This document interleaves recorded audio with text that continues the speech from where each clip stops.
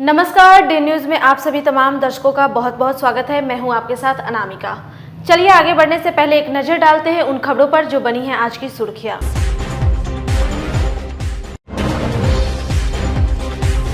लेन then के मामले में हुई मारपीट में एक व्यक्ति की हुई मौत, 4 हुए गंभीर रूप से घायल। 4 लोगों को पुलिस ने किया गिरफ्तार।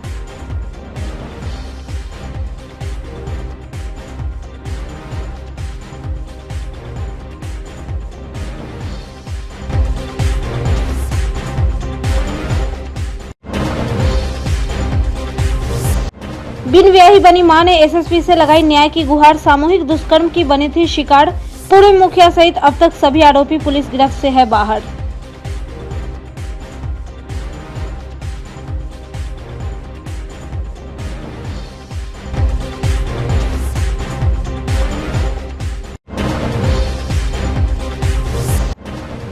और काफी मशक्कत के बाद हटाया गया पक्की सराय से अवैध कब्जा।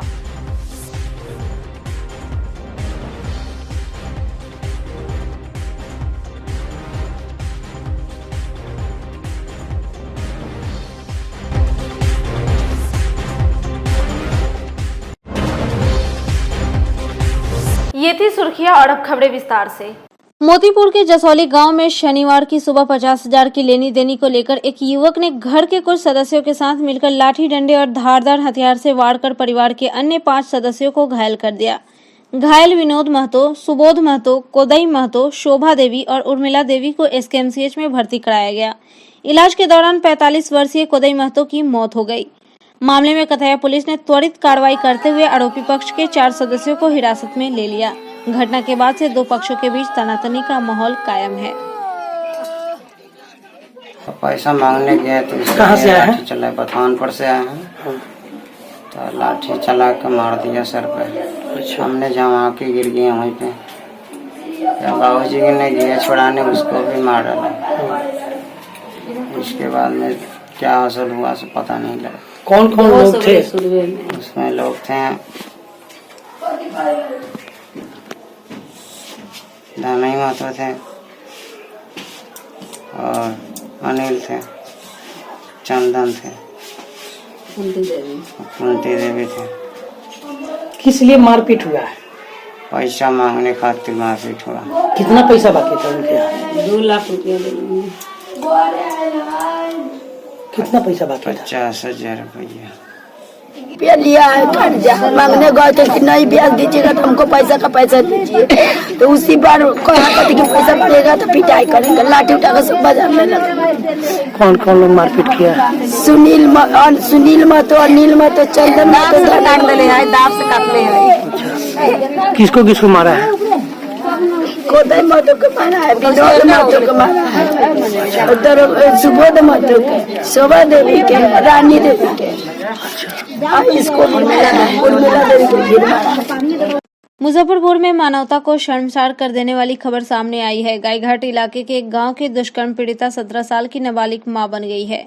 थाने में दौड़ने के बाद जब उसका केस नहीं लिया गया तो उसने एसएसपी जयंतकांत से कार्यालय में गोद में बच्चे को लेकर मिली। इसके बाद गायघाट थाने में उसका बयान पर एफआईआर दर्ज की गई। पंचायत के पूर्व मुखिया सह वर्तमान मुखियापति मनोज सहनी समेत 5 को नामजद आरोपी बनाया गया है। सभी आरोपी फरार है। गोद में बच्चा लेकर लड़की पुलिस के साथ शनिवार को कोर्ट में बयान दर्ज कराने पहुंची। हालांकि सोमवार को उसका बयान दर्ज किया जाएगा। इसके पहले एसकेएमसीएच में उसकी मेडिकल जांच भी कराई गई। पुलिस ने आरोपी कंचन सहनी की मां शैल देवी को गिरफ्तार कर लिया है। लड़की ने पुलिस को बताया कि बीते साल 20 अक्टूबर को उसके गांव का कंचन सहनी, पूर्व मुखिया मनोज सहनी के अलावा 4 लोगों ने उसका अपहरण कर लिया था। कंचन और मनोज पूर्व से शादीशुदा हैं। अलग अलग जगहों पर घर में बंद रखकर सभी ने बलात्कार किया। धमकी दिया था कि केस किया तो जान से मार देंगे। फिर भी थाने गई लेकिन केस नहीं लिया गया। इस तरह गर्भवती होने के कारण बीते 15 अगस्त को एक बच्चा हुआ। आरोपियों के यहाँ गई तो सभी ने दरवाजे पर से मारपीट कर भगा दिया। कंचन सहनी के पिता घर के लोगों ने धमकी दिया कि केस किया तो तेजाब से नहला देंगे। गायघाट थाने में भी इन लोगों की पकड़ थी, इसलिए केस नहीं लिया गया। तब गांव के कुछ लोगों ने एसएसपी के दरबार में भेजा। पीड़ित युवती से बात किया है हमारे सहयोगी आमिर ने। मुजफ्फरपुर के गायघाट इलाके में एक 17 साल की लड़की बिन ब्याही मां बन गई है। लड़की खुद हमारे साथ बात करने के लिए मौजूद है। उनसे हम जानेंगे कि आखिरकार उसके साथ ये घिनौना हरकत किसने किया है, कौन लोग इसमें आरोपी है और अब तक कितने लोगों की इसमें गिरफ्तारी हुई। लड़की खुद हमारे साथ बात करने के लिए मौजूद है। क्या हुआ था आपके साथ, सबसे पहले हम ये जानना चाहेंगे, क्या हुआ? हम गए थे आवासीय बनवाने, वहाँ पर से हमको मनोज सहनी ने किडनैप कर लिए। उसके बाद 4 आदमी को बुलाए और मनोज सहनी और 4 आदमी मिलकर पांचों हमको लेकर गए और 2 आदमी जाते हम मेरे साथ घिनौना हरकत किए, मनोज सहनी, कंचन सहनी।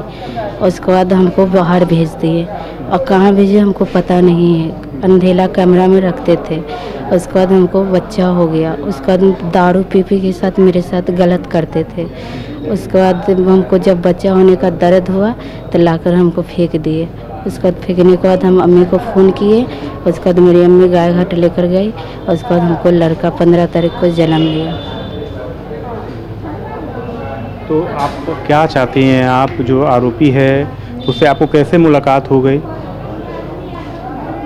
उससे हम मतलब कि हम गए थे आवासीय बनवाने, तो हुआ आवासीय बनवाने के दौरान उससे मुलाकात हुई? जी, आवासीय बनवाने गए तो उनसे मुलाकात हुई। सब मिलके गलत करता था या कोई एक करता था गलत? 2 आदमी गलत करता कौन था। कौन है वो?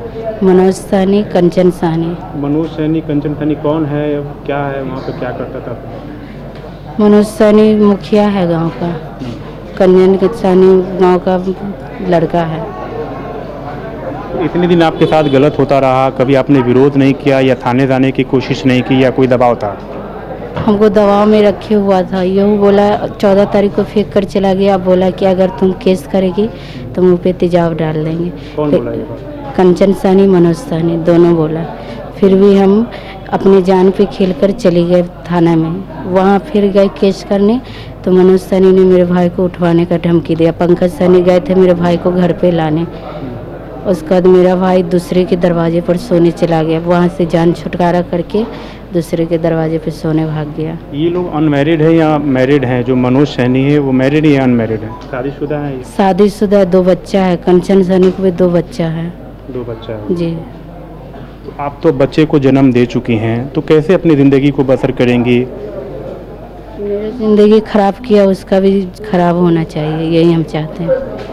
तो आप चाहती हैं कि जो आरोपी है उसको सज़ा मिले? जी, जिससे मेरा ज़िंदगी नर्क बना दिया वैसे उसका ज़िंदगी नर्क बनना चाहिए। हम बच्चा लेके कहाँ जाएंगे, मेरे साथ शादी कौन करेगा बच्चा लेकर?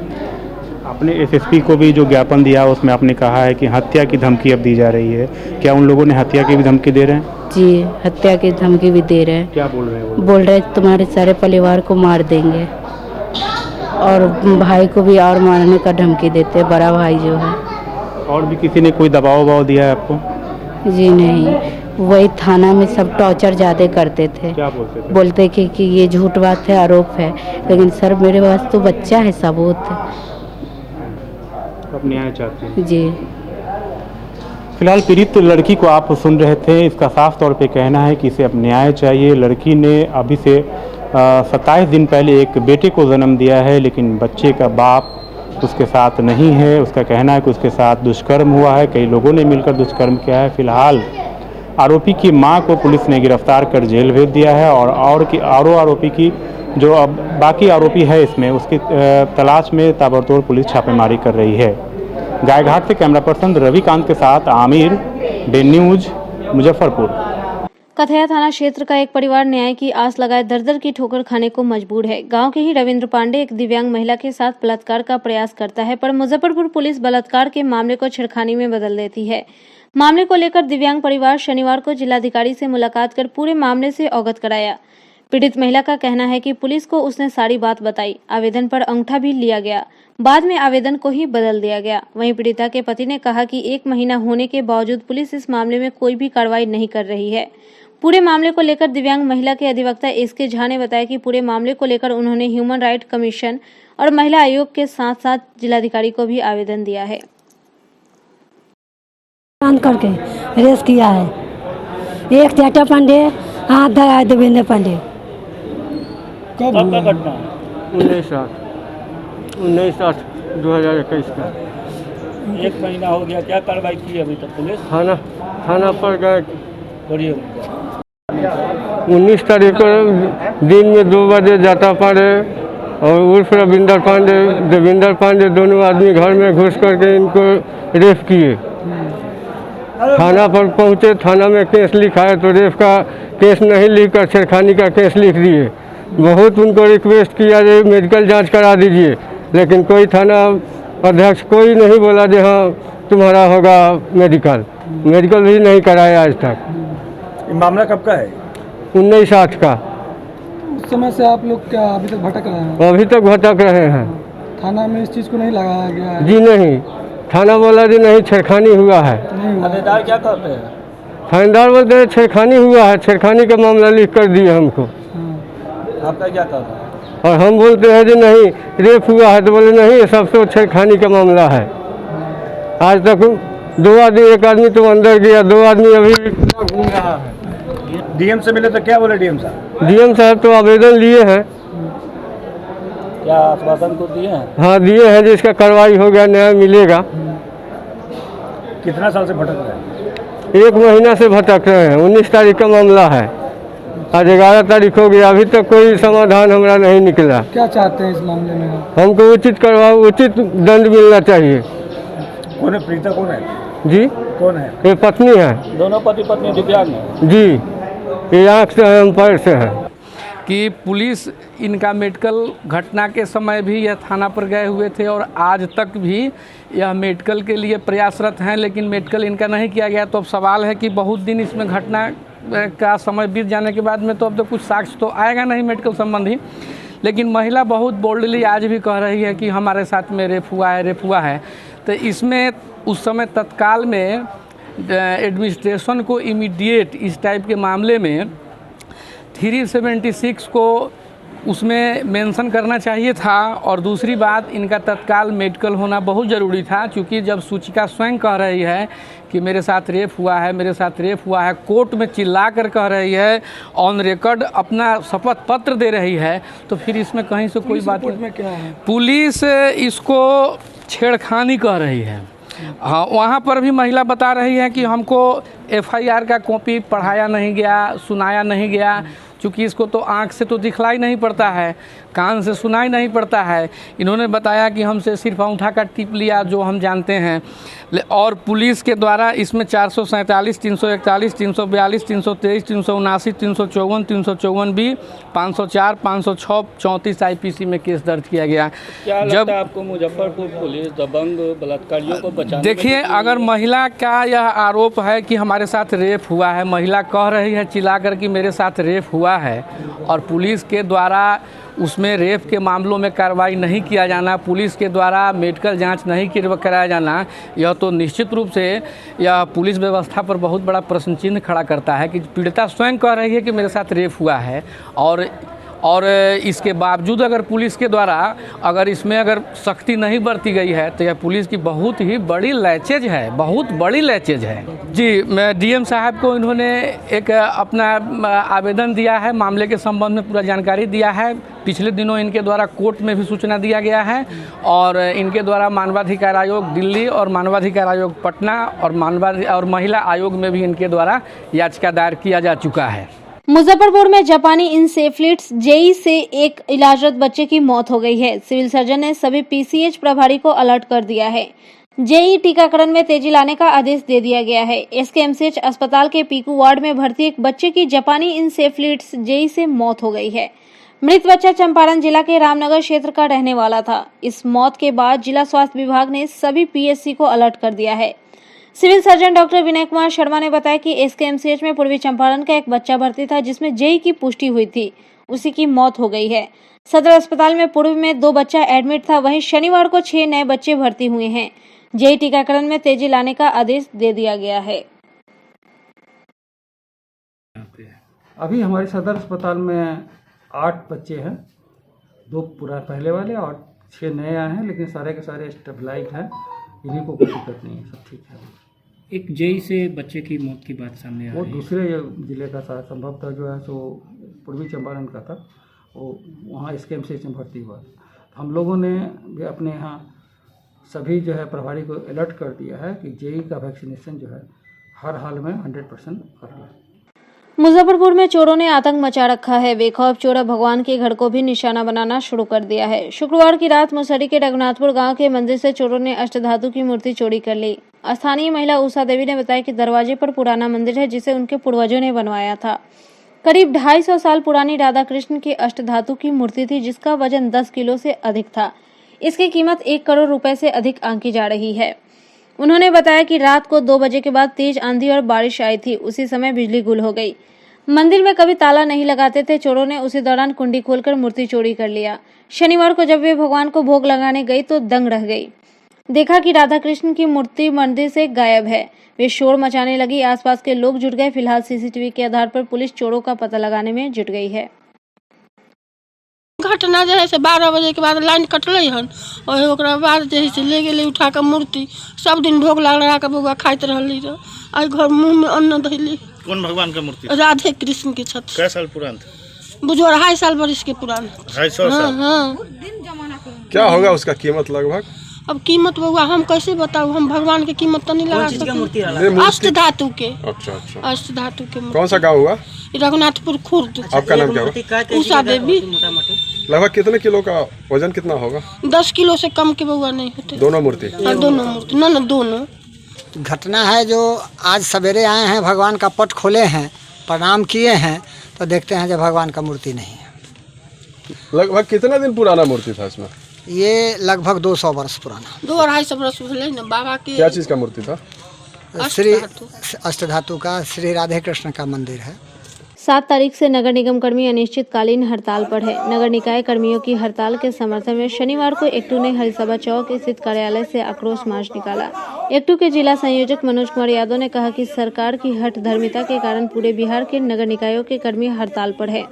आउटसोर्सिंग की समाप्ति, 7वें वेतन आयोग की सिफारिश को लागू करने सहित सभी मांगे जायज है। इस महामारी के दौरान उनकी मांगों और प्रासंगिक हो गई है। यदि निगम प्रशासन और सरकार को शहर की सफाई और नागरिकों के स्वास्थ्य का थोड़ा भी ख्याल है तो अविलंब उनकी मांगों को स्वीकार करना चाहिए। पूरे बिहार में नगर निकाय कर्मी हड़ताल पर हैं। उन लोगों ने सरकार को पहले से चेतावनी दे रखी थी, अपनी मांगों के संबंध में जानकारी दी थी, लेकिन सरकार के अड़ियल रवैये के कारण उन लोगों को हड़ताल पर जाना पड़ा है। पूरे शहर में जो गंदगी है उसके लिए नगर निगम प्रशासन और बिहार सरकार जिम्मेवार है। उन लोगों की जो मांग है कि 10 वर्ष से अधिक काम कर चुके लोगों को अस्थायी पद माना जाए, न्यूनतम 18,000 रुपया और 21,000 रुपया सामान्य और तकनीकी पदों पर पैसा दिया जाए, EPF और ESI लागू किया जाए, पारिवारिक और व्यक्तिगत पेंशन की गारंटी की जाए, 7वें वेतन आयोग की सिफारिश को लागू किया जाए। हम इस मांग का समर्थन करते हैं। आज जो महंगाई है उस महंगाई में कम पैसे पर काम करना संभव नहीं है। आउटसोर्सिंग को लागू किया जा रहा है जिसके कारण उनके पद अस्थायी नहीं है। उन्हें ये एहसास नहीं है कि हमारा काम बहाल रहेगा। इसीलिए अपने काम के स्थायित्व के लिए वो आंदोलन पर हैं। हम एक्टू की ओर से उसका समर्थन करते हैं और सरकार से मांग करते हैं कि तुरंत उनकी मांगों को पूरी करे। सेवा स्थायी करने और बकाये वेतन के भुगतान सहित अपने विभिन्न मांगों को लेकर नगर निगम कर्मचारी अनिश्चितकालीन हड़ताल पर है। शनिवार को पटना में नगर निगम कर्मचारी संघ के सदस्यों के साथ सचिव की बैठक दैनिक वेतन भोगी कर्मियों और संविदा कर्मियों की मांग को लेकर सचिव के साथ बैठक में वार्ता विफल हुई। कर्मचारी संघ के सदस्यों का कहना है कि सरकार जब तक उन सभी के मांगों को नहीं मानती है तब तक अनिश्चितकालीन हड़ताल जारी रहेगा।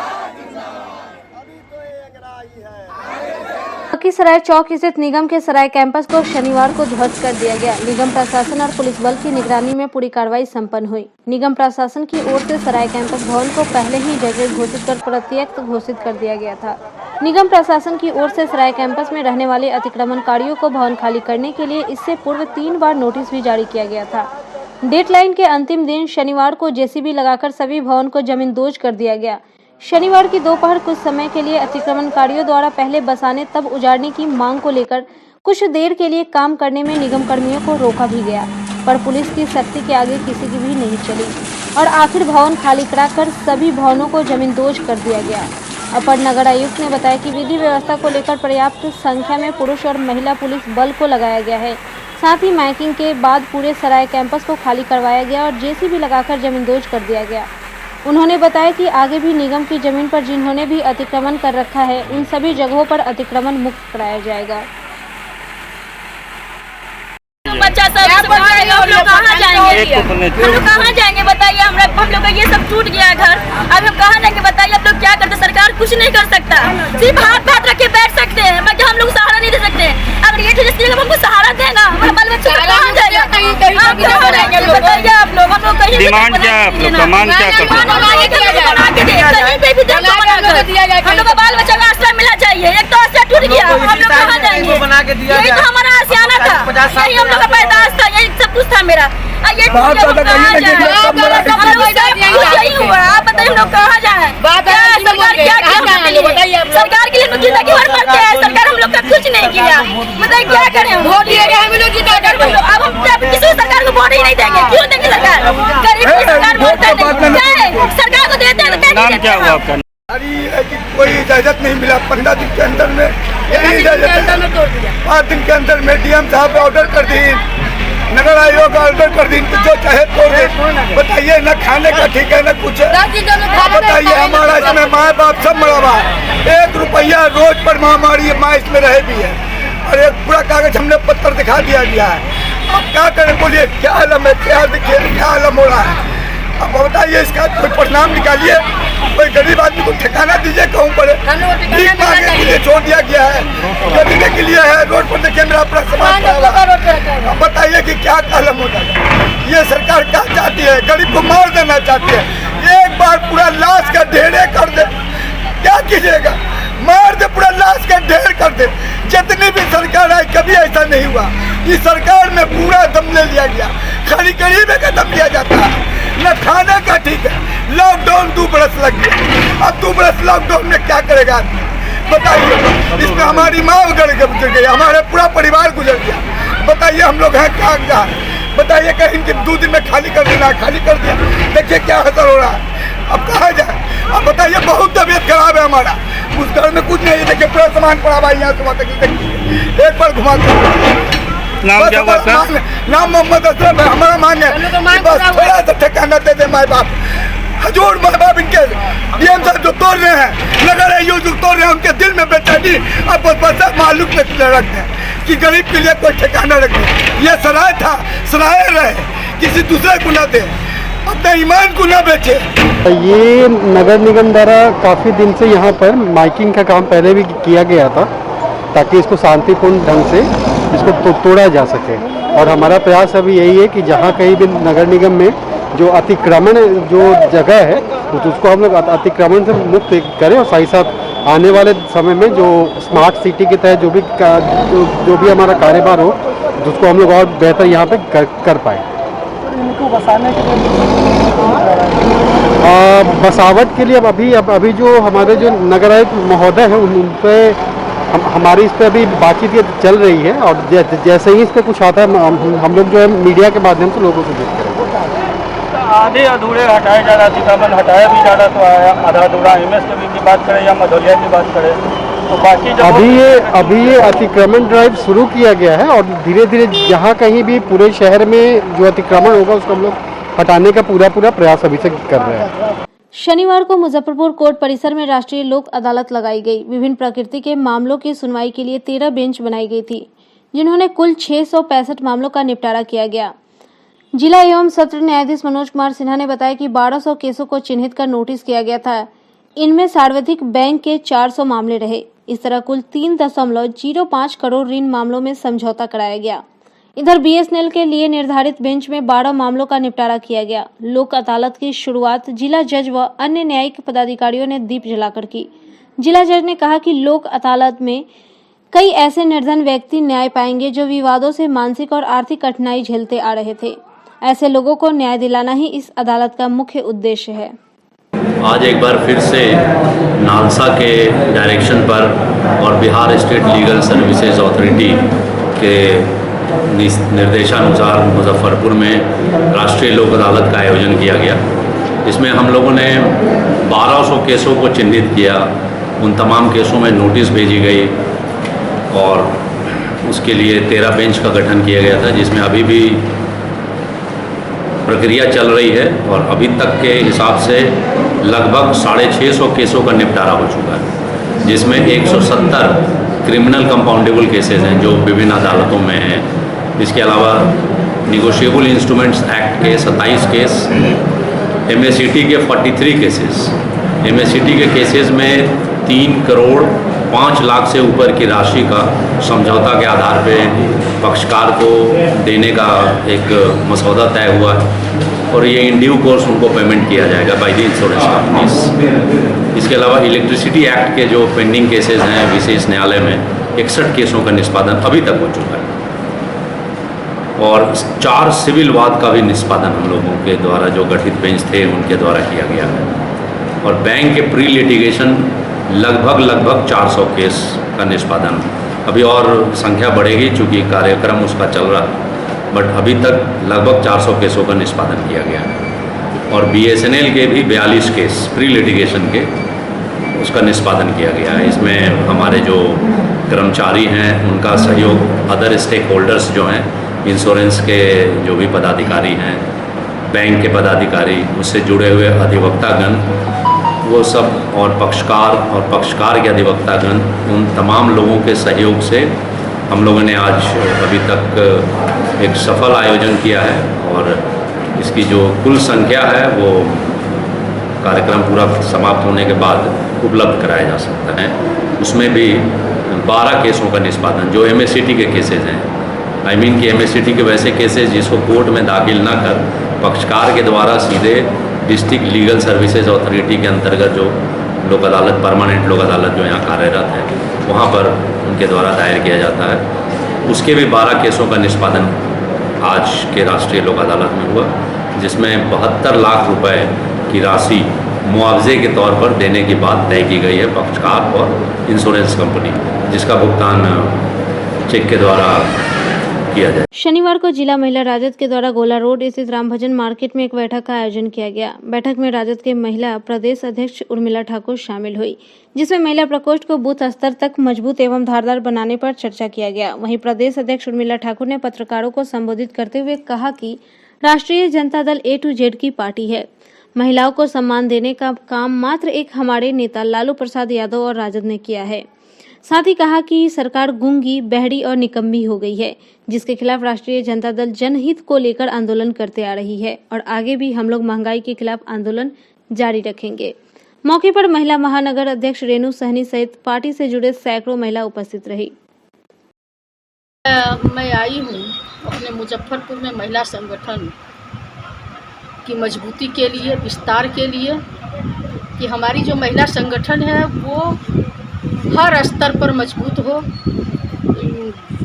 शहर से लेकर के अभी महानगर की अध्यक्षता में जो है मुजफ्फरपुर महानगर की बैठक में हमारी अध्यक्षता कर रही है रेणु सहनी जी, और मुजफ्फरपुर की महिला प्रकोष्ठ की जो कार्यकारी अध्यक्ष है मृदुला जी, हमारे साथ और आई हुई हैं आपको प्रदेश से नमिता नीरज जी, अनीता भारती जी उपाध्यक्ष हैं और राजमणि जो यहाँ की प्रभारी हैं हमारे साथ हैं। मैं आज अपने प्रदेश के आदेशानुसार प्रदेश के जो हमारे आदरणीय अध्यक्ष हैं श्री जगता बाबू, आदरणीय प्रधान महासचिव आलोक कुमार मेहता जी और नेता प्रतिपक्ष आदरणीय तेजस्वी यादव जी के निर्देशानुसार हर प्रकोष्ठ को 5-5 जिला मिला है अभी, जिसमें मेरा आज प्रथम यात्रा शुरू हुआ है मुजफ्फरपुर से।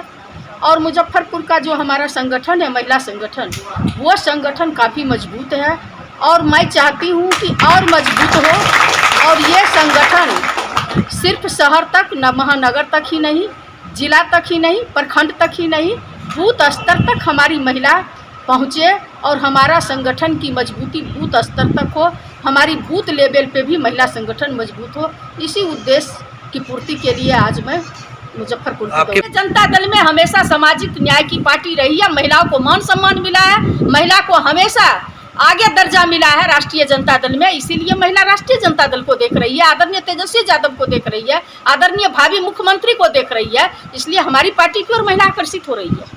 तो क्या सड़क पर महिला राजद उतरेगी क्या? बिल्कुल उतरेगी, बिल्कुल उतर रही है, उतरेगी और उतर रही है। एकदम उतर रही है। हम लोग का जो लोकतंत्र में जो जुर्म के खिलाफ जो संघर्ष है, चाहे वह सड़क के माने हम लोग कानून के संविधान को मानने वाले लोग हैं, जो तरीका है धरना प्रदर्शन करके, आप देखे होंगे कि पटना के सड़कों पर हमारी राजद की महिला को किस तरह से पीटा गया। कोई भी महिला है, चाहे वह आशा बहू हो, मिड डे मील वाली महिला हो, चाहे वह मनरेगा मजदूर की महिला हो, चाहे शिक्षिका बहन हो, चाहे एएनएम हो, चाहे प्रोफेसर हो, चाहे डॉक्टर हो, कोई है जो अपने अधिकार के लिए पटना की सड़कों पर महिला गई होगी और नीतीश कुमार जी को अपने पुलिसिया लाठी के द्वारा उसे रोड पर दौरा करके जो है कपड़ा उतार के यहाँ तक कि विधानसभा में जो है कानून, जो गंदा कानून ला रहे थे कि बिना वारंट के लोगों को गिरफ्तारी होगी, उस कानून के खिलाफ जब महिला बोली तो विधानसभा से पुलिस मंगा करके हमारी महिला को घसीट करके, बाल पकड़ के घसीट करके निकाला गया। शनिवार को बालाजी परिवार द्वारा पुरानी बाजार स्थित एक निजी विवाह भवन में मेगा वैक्सीनेशन कैंप और निःशुल्क जनधन खाता खुलवाने का मेगा कैंप का आयोजन किया गया, जिसमें बड़ी संख्या में वार्ड 40 एवं आसपास की जनता ने टीकाकरण करवाया और साथ ही जनधन खाता भी खुलवाया, जिसमें महिलाओं की भागीदारी अच्छी खासी रही। मौके पर परिवार के अध्यक्ष अमरेंद्र कुमार अमर, मीडिया प्रभारी अभिषेक आड़े, महासचिव मनोज सिंह सहित काफी संख्या में लोग मौजूद रहे। आज बालाजी परिवार के द्वारा लगातार 14वां वैक्सीनेशन कैंप लगाया गया है तथा इसके साथ भी state bank of India Chandwara शाखा के द्वारा निःशुल्क जनधन खाता खोला गया है, जिसमें बड़ी मात्रा में महिलाओं की भागीदारी रही है। इसमें अभी तक 80 खाता खुल चुकी है और खाता खुलने की संभावना है।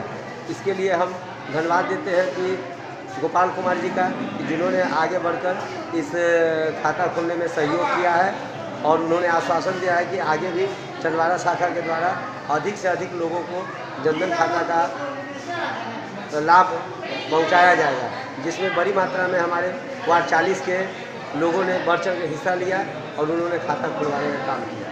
तीसरी लहर को देखते हुए आप शहरवासियों को क्या संदेश देंगे? शहरवासियों को यही संदेश देंगे कि कोरोना अभी गया नहीं है, अभी हम लोगों को कोरोना से लड़ना होगा। इसके लिए एकमात्र उपाय टीका है। और पिछले 5 दिनों से अपनी विभिन्न मांगों को लेकर निगम कर्मचारी हड़ताल पर है, जिसके बाद शहर कचरे के ढेर में बदल गया है। एक तरफ जहां पूरे जिले में जल जमाव से जनता त्रस्त है, वहीं दूसरी ओर वायरल फीवर भी अपना कहर बरपा रही है। वहीं दूसरी ओर नगर निगम कर्मचारियों के हड़ताल पर चले जाने से शहर भगवान भरोसे हो गया है। इसके बाद शहर के कुछ वार्ड पार्षद स्वच्छता दूत बनकर लोगों को कचरा से निजात दिलाने में जुट गए हैं। हम आज बात कर रहे हैं वार्ड नंबर 27 की, जिसके पार्षद अजय ओझा खुद झाड़ू लेकर सफाई में जुट गए हैं। अजय ओझा के इस पहल पर वार्ड के लोगों का भी सहयोग मिल रहा है।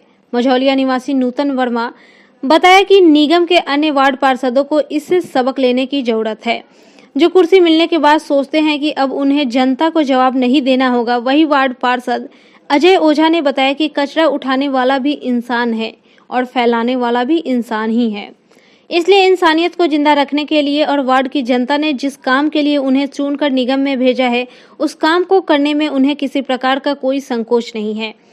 पूरा जिला वायरल बुखार की चपेट में है, ऐसे में सफाई बेहद जरूरी है, इसलिए वह खुद सुबह से लेकर शाम तक अपने वार्ड में सफाई में जुटे हुए हैं।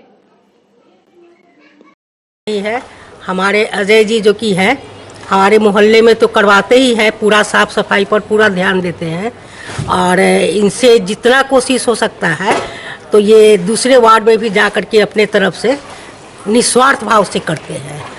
और हम लोग तो चाहेंगे कि हमारे पार्षद ऐसे ही रहे और ऐसे ही काम करते रहे। कोविड में भी जितना हुआ छिड़काव वगैरह खुद से आकर के छिड़काव करते थे और हम समझते हैं कि हमारे जितने भी पार्षद मतलब 27 वार्ड के लोग हैं तो सब लोग इनसे पूरी तरह खुश हैं। और पार्षद के लिए क्या संदेश देना चाहेंगे शहर में? और पार्षद के हम यही संदेश देना चाहेंगे कि वो पार्षद भी हमारे अजय जी जैसा ही काम करे, क्योंकि हम लोग इनसे बहुत खुश हैं। नगर निगम के कर्मी राज्यव्यापी हड़ताल में हैं। हम आपके माध्यम से भी बिहार सरकार से मांग करते हैं कि उनकी मांगों को जल्द सुना जाए। रही बात साफ सफाई का, तो यह तो हर घर का दिनचर्या है, लोगों का रोज का दिनचर्या है। वर्तमान समय में जो एक साफ सफाई की जो व्यवस्था है थोड़ा सा लचर हुई है, फिर भी हमने अपने वार्ड में लोगों को जूझने नहीं दिया है। कचरा नियमित घर से निकल रहा है, नाला पूरी तरह ठीक ठाक है और झाड़ू में जहाँ अधिक कचरा है रोड पर वहाँ पर झाड़ू से समेट कर कचरा को एकत्रित किया जा रहा है। और यह कार्य जो हम आज अपने वार्ड में चला रहे हैं, इसी तरह हमको लगता है कि बहुत सारे वार्ड पार्षद भी कुछ लगे हुए हैं जो बेहतर स्थिति बना रहे, महामारी का प्रकोप न बढ़े।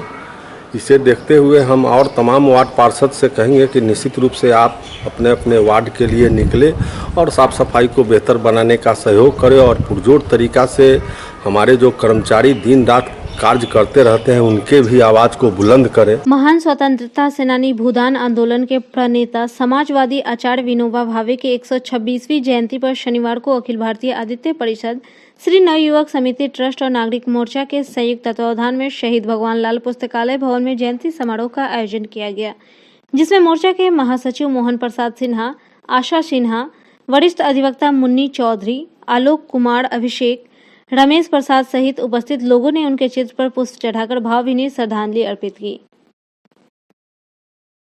आज विश्व के महान संत भूदान यज्ञ के प्रणेता, महान सर्वोदयी गांधीवादी संत विनोबा भावे की 126वीं जयंती है। आज ही के दिन 11 सितंबर 1895 को महान देशभक्त का जन्म हुआ।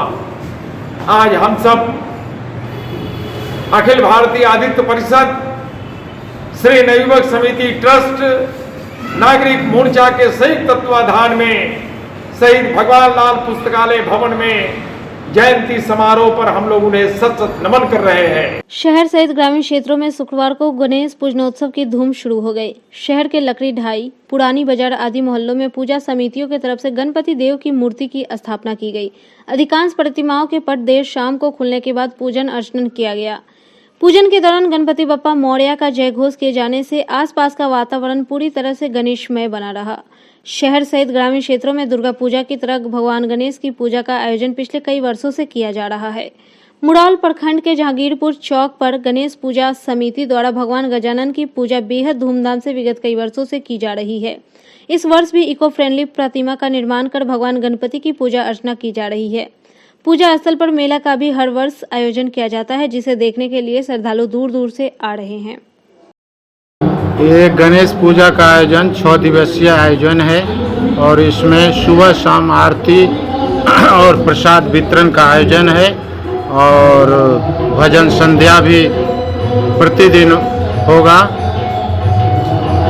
और ये अगले साल भी इससे ज़्यादा हम लोग करने के लिए उत्सुक हैं। अगर गणेश भगवान की कृपा हुई, करुणा नहीं आया तो हम लोग अगले साल और अधिक से अधिक ये आयोजन में जोर लगाएंगे। और ये बिहार खादी ग्राम उद्योग संघ के प्रांगण में ये प्रतिवर्ष ये गणेश पूजा होगा और इस साल प्रतिदिन प्रसाद वितरण भोग और भजन आरती का आयोजन।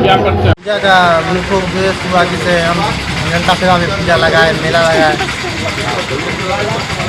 और आप विकलांग होते हुए गणेश भगवान का पूजा में आप आस्था में लीन हैं।